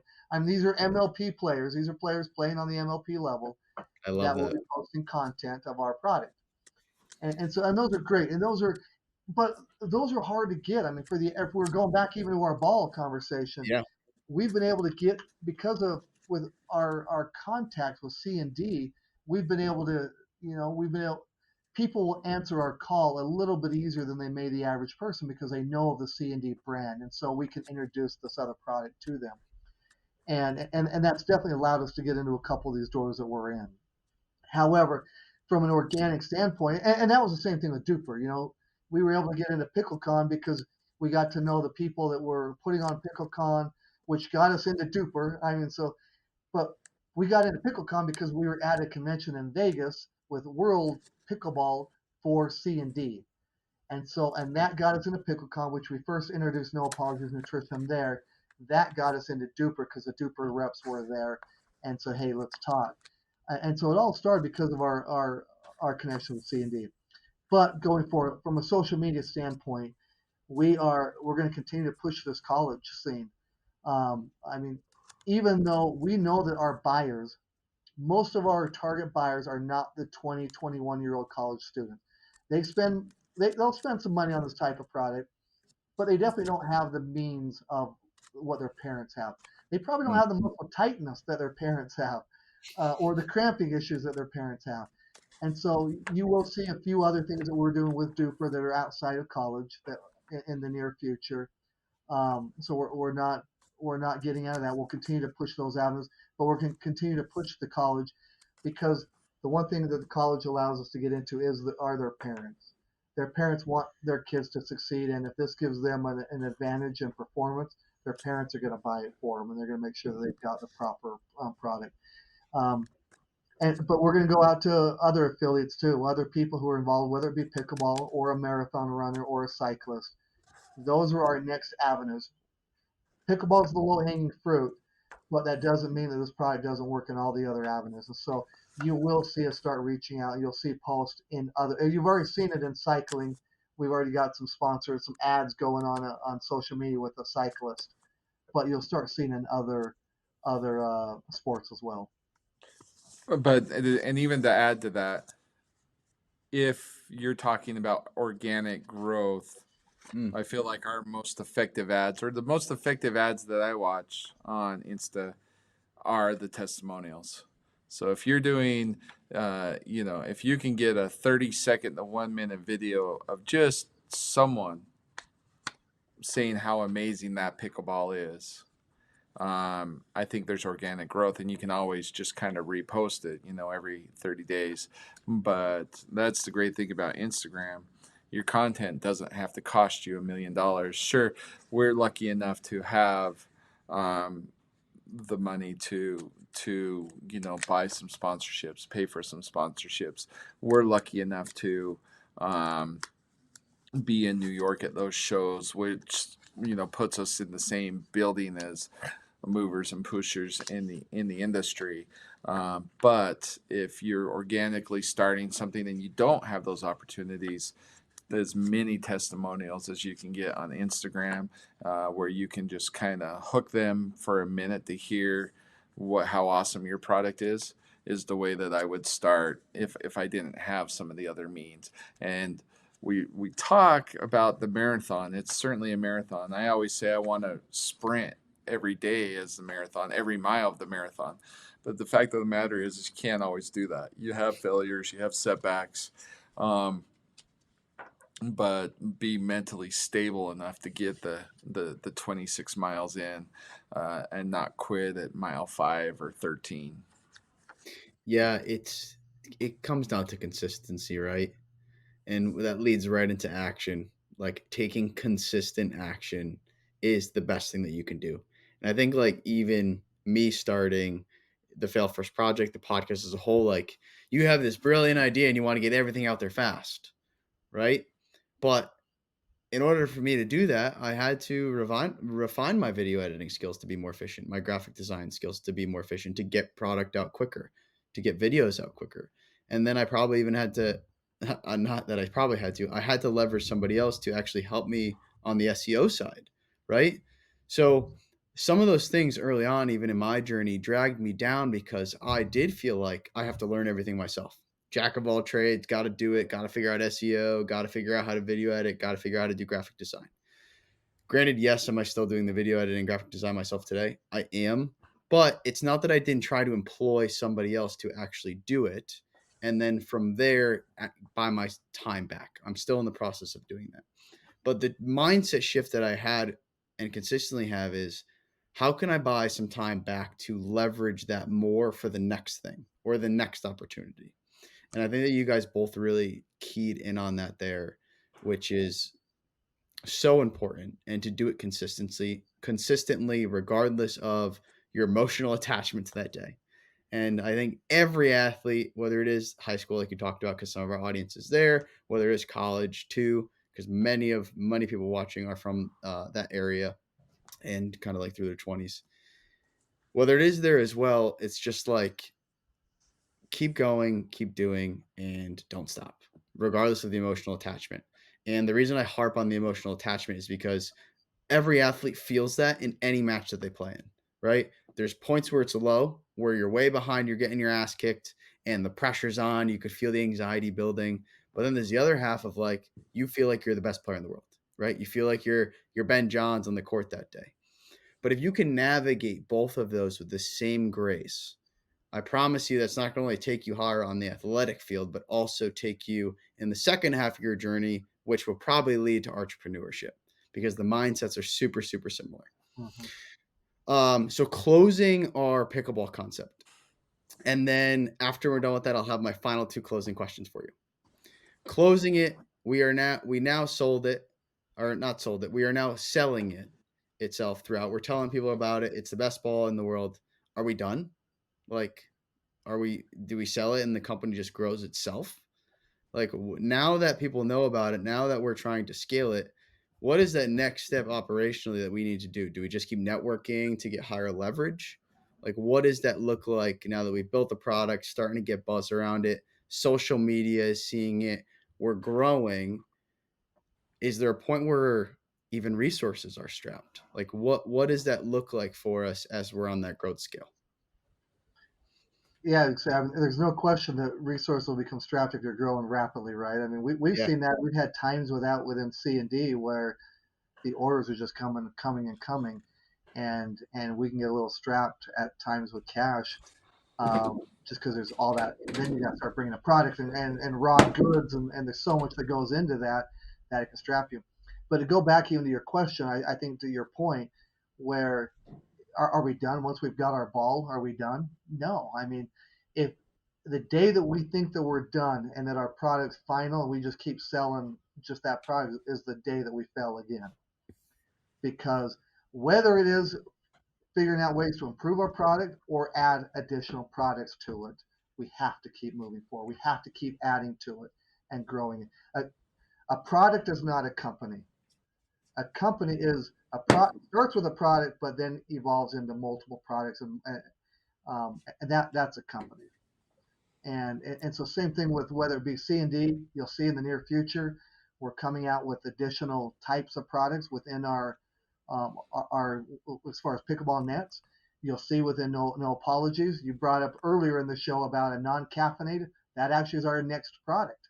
It will be Nice. a lemon lime non-caffeinated. And beyond that, there'll be other flavors, but there'll be other products even outside of hydration because it's a company, not we're our product is not a company. We're a company that has a product, and we have to continue to add products to it, or that's the day we fail. Woo! That is important stuff right there. You were setting me up, but you got into it anyways. I was trying to get to the close of like, hey, what's the future for C&D Nets and No Apologies Nutrition? Do you, besides the lemon lime product, do you want to tease us anything else you might have on the agenda, or we're gonna leave it at that? Well, we've because we have the doctor on staff Hmm. and that is constantly innovating things. There's some delivery mechanisms with different types of um, products that don't have to deliver through water and through your gut.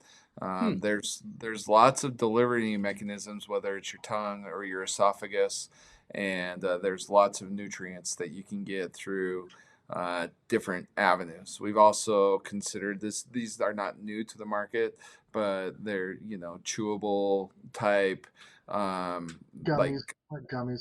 or even like gels, simply because No Apologies Nutrition is not pickleball specific.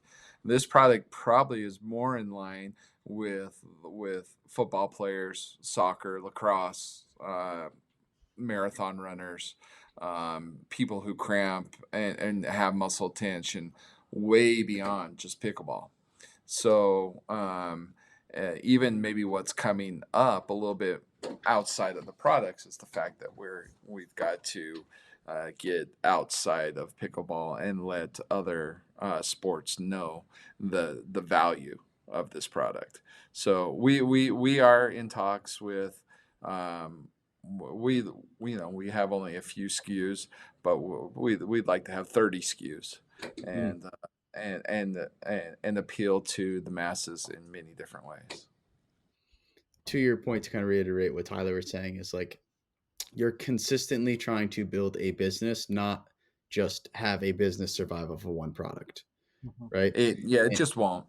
yeah, It just won't, and nothing will survive if it's just one product and you don't evolve. And totally. You got to open C&D, those doors in that hallway that you talked about. Exactly. You got to open those Exactly. doors. yeah. C&D was originally, I mean, it's known for its championship net, whether it be a flat base or a wheel base. And we've had those two products since we bought the company. Hmm. And in the last year, we've added a surface mount post.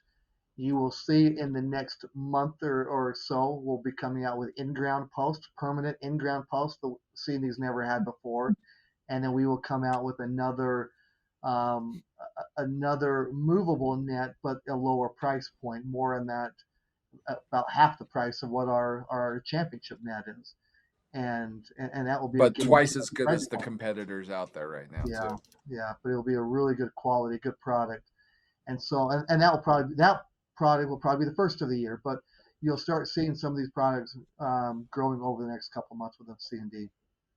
I was kind of hoping you were going to say that because I feel like for me, in any pickleball facility, so I shouldn't say pickleball facility specific, I should say tennis facilities that convert to pickleball facilities, you get all of those very tough temporary nets. Now, the other half of it, to your point, is that the other nets on the market are very, very expensive.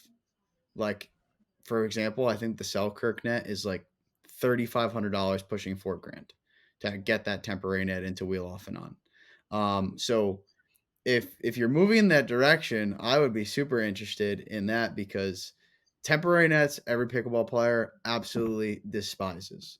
Between that, between crappy balls, between crappy surfaces, and juiced up paddles, every pickleball player, every pickleball player has a complaint about those things. Closing two questions, and we do this with every guest. So, first one, and then I'll have you both answer it. So I'll bounce back to Troy. First one is, what is your greatest fear? Ah, I would think greatest fear is is what motivates you too. I mean, the failure factor of being an entrepreneur. No one wants to start or give 10 years of your life for it to fail Mm. later. And unfortunately, like some of my ventures have. So I wake up and I view the competition, and it makes me a little nervous, and it motivates me to try to be better. Don't want to spend 2 years of my life bringing a hydration product out and it fails. I don't think that it will, but it might. But in that world, in the business world, I'm always fearful in the back of my mind that some of our ventures might not work out. In the end, you always survive, and hopefully you learn from those failures. But the that fear is a little bit of a motivation as well. I think a key in there that you mentioned was like you lean into it to drive you forward rather than having like the fawn or freeze response, right? You've kind of used that to fuel you a little bit more to take the next level and work a little bit harder and take more action inevitably. So I love that. And I think that's a skill in itself, if I'm being honest with you, and a skill that I've personally had to develop from sports. And that's why I think athletics at some degree are so important for so many people to participate in is like you fail without knowing, right? You really lose all the time. You're in high pressure situations. And before you know it, you've been in those situations enough where you're like, oh, you know what? I can navigate this. Even though I feel the anxiety in my chest, I can navigate this. I've done it before. Right.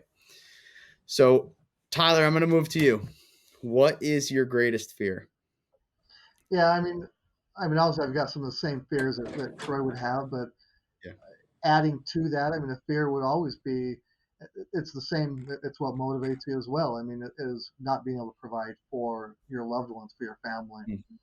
Mm. At the end of the day, my responsibility or my biggest responsibility, my I feel is being able to provide for my family and to teach my family and to take care of my family and in so many different ways. One of those ways is financially as well. Is to be able to put food on the table and provide shelter, right?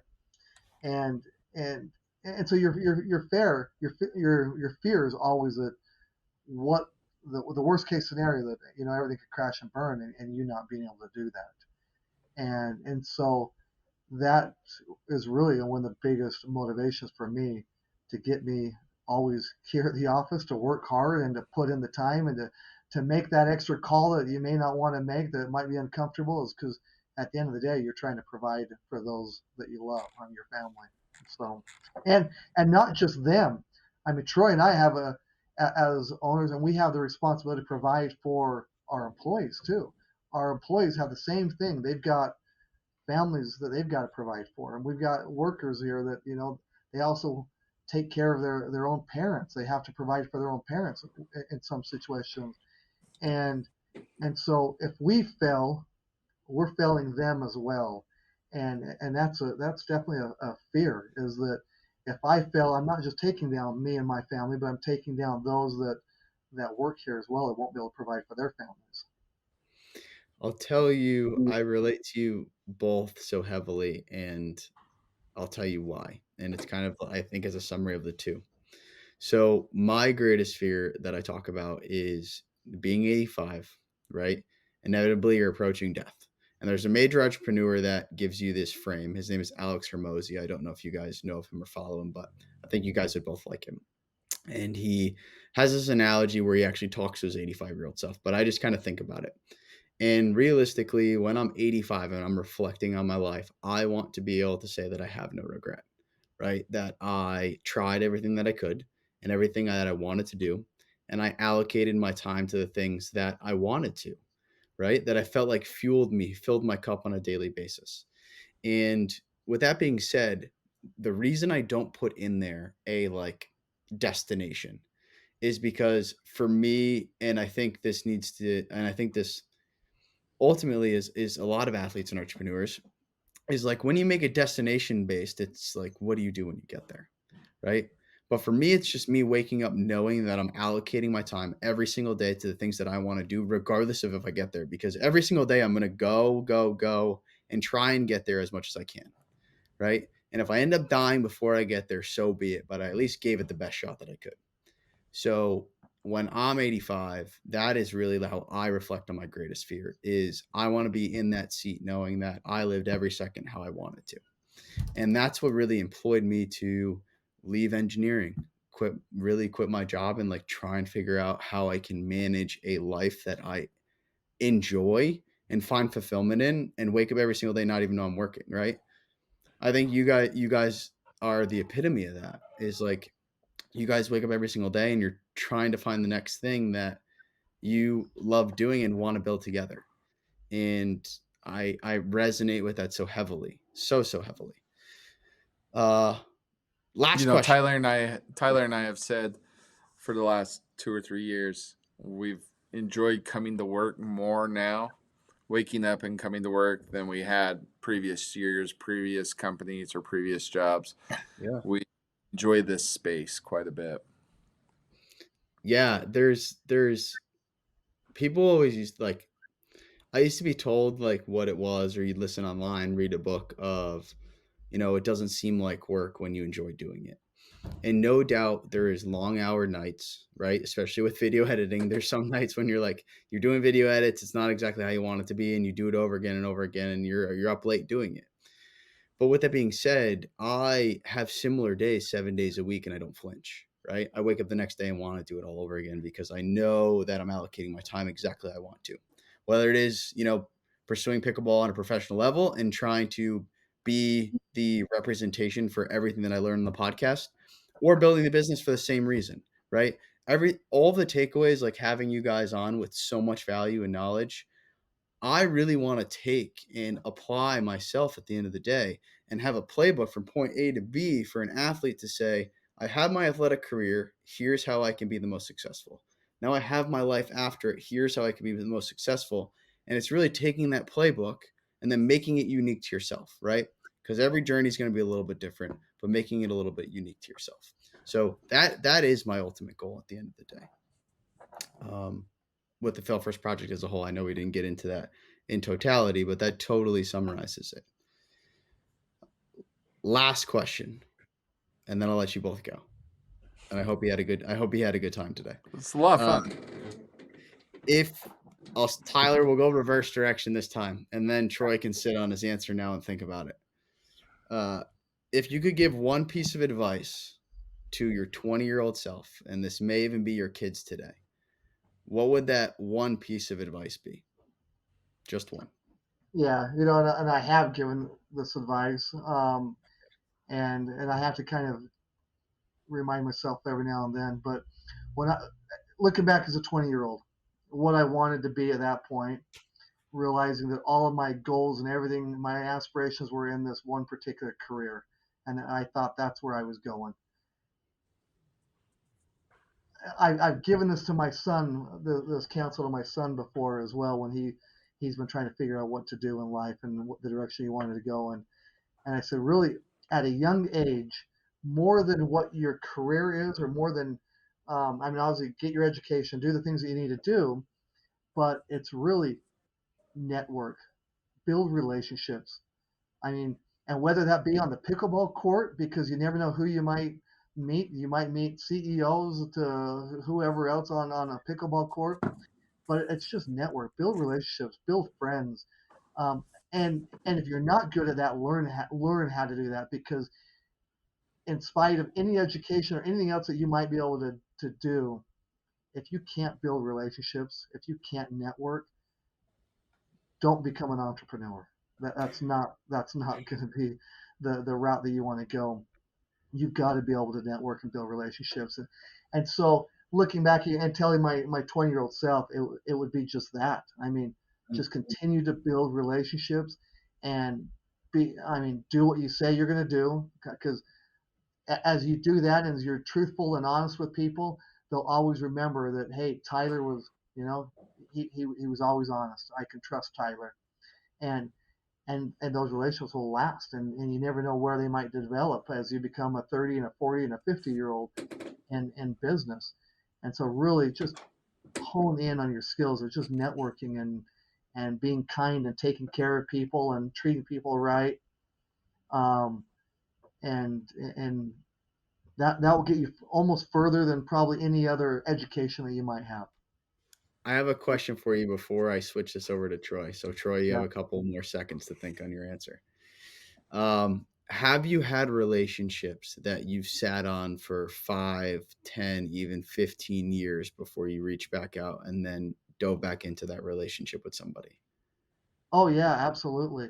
Yeah, and that's one thing with me is I could have somebody in my contact and maybe I haven't talked to them in 10 years, and I had that even early on. I mean, it was when I first started my one of my finance company.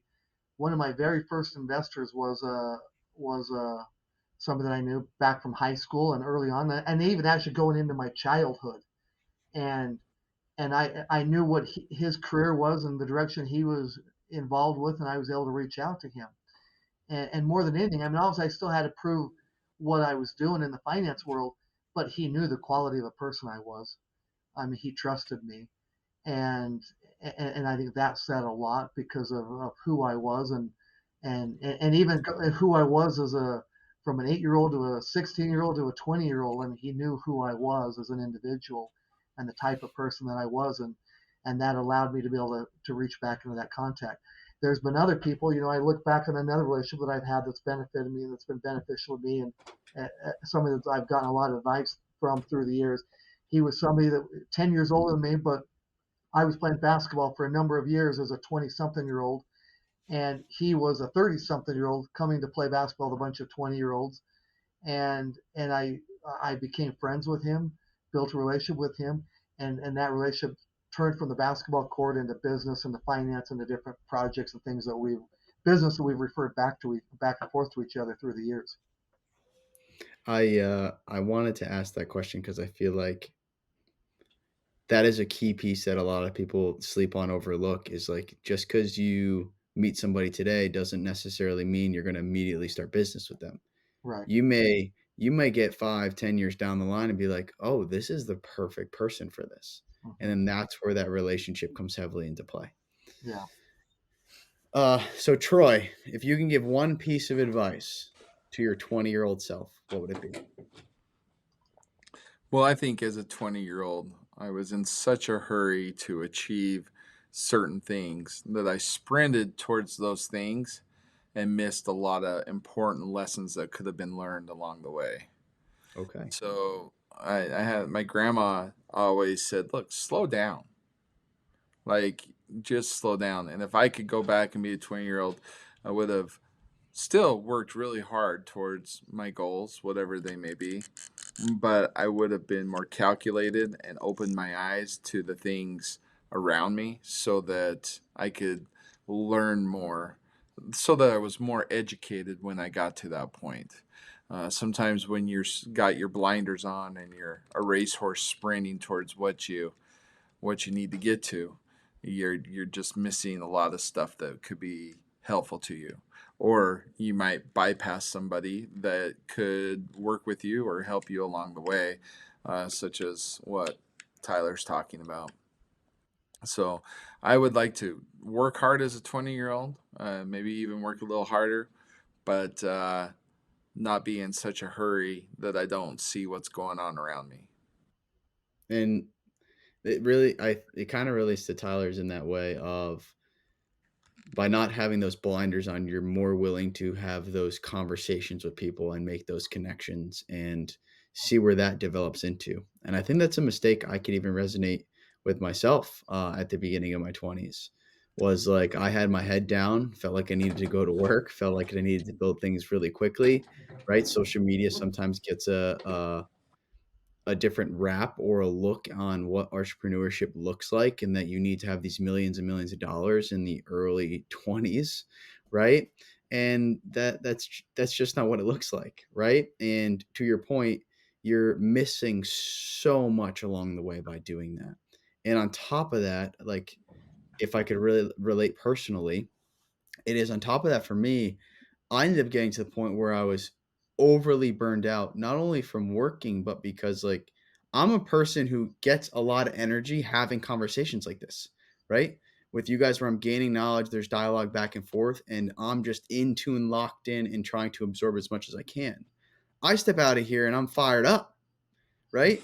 But when I was in when I was in that position of like head down solopreneurship, personal development journey, I missed all that. ended up getting to a point where I was just emotionally exhausted because I didn't have anything filling me.